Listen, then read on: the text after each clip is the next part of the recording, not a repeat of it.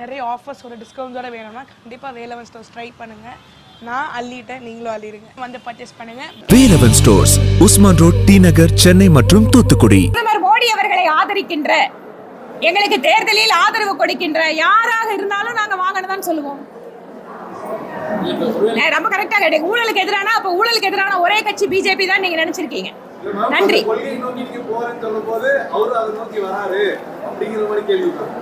நான் என்ன சொல்றேன், 10 வருஷ காலம் ஊழல் இல்லாத நல்ல ஆட்சியை கொடுத்திருப்பது யார்? பிஜேபி.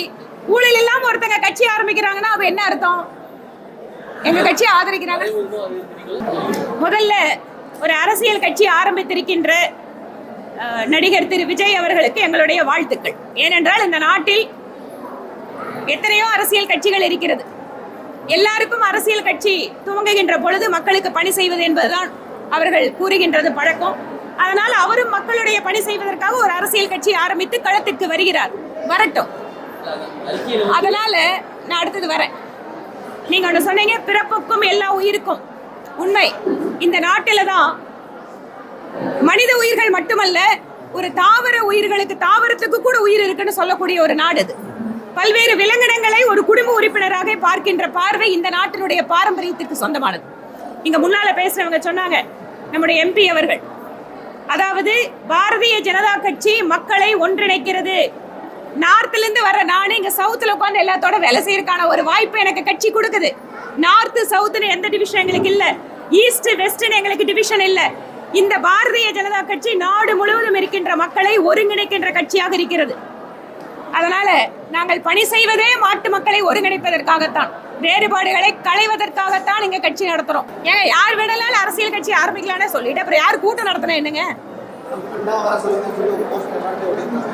என்னங்க யாருங்க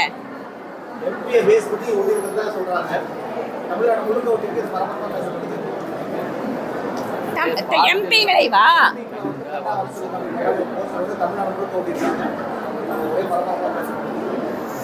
ஒவ்வொரு இடத்துலயுமே மக்கள் பிரதிநிதிகள் வந்து மக்களை அடிக்கடி சந்திப்பது, அவர்களுடைய பிரச்சனைகளை பேசுறது இல்லைன்னு சொன்னா மக்களுடைய கேள்விகளுக்கு பதில் சொல்லிட்டு பாஜக வந்து பிரதமர் மோடி அவர்கள் மீண்டும் பிரதமராவதற்கு ஆதரவு கொடுக்கின்ற அத்தனை கட்சிகளோடும் நாங்க கூட்டணி வச்சுக்கிறது தயாரா இருக்கும். இதுக்கு மேல எங்களுக்கு என்ன வேணும்?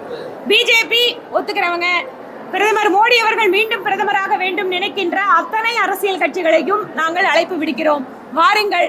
இன்றைக்கு நாட்டிலே 10 ஆண்டுகள் சிறப்பான ஆட்சி கொடுத்தது மட்டுமல்ல, அடுத்து மிகப்பெரிய வாய்ப்பு இருக்கின்றது. உறுதியாக வெற்றி பெறக்கூடிய கட்சி, உறுதியாக மீண்டும் மோடி தான் பிரதமர் என்கின்ற சூழல் உருவாகி கொண்டிருக்கிறது. இந்த நேரத்தில் பிரதமர் மோடியினுடைய கரத்தை வலுப்படுத்த தமிழகத்தில் இருக்கின்ற அரசியல் கட்சிகள் கூட பிரதமர் மோடிக்கு ஆதரவு கொடுப்பதற்காக அத்தனை பேரையும் நாங்கள் கூட்டணிக்குள்ளாக வரவேற்கிறோம்.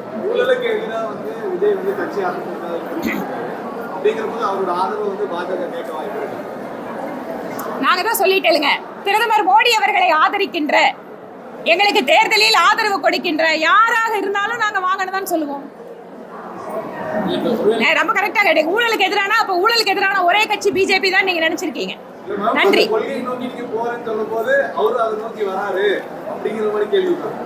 நான் என்ன சொல்றேன், 10 வருஷ காலம் ஊழல் இல்லாத நல்ல ஆட்சியை கொடுத்திருப்பது யார்? பிஜேபி. ஊழல் இல்லாம ஒருத்தங்க கட்சி ஆரம்பிக்கிறாங்கன்னா அப்ப என்ன அர்த்தம்?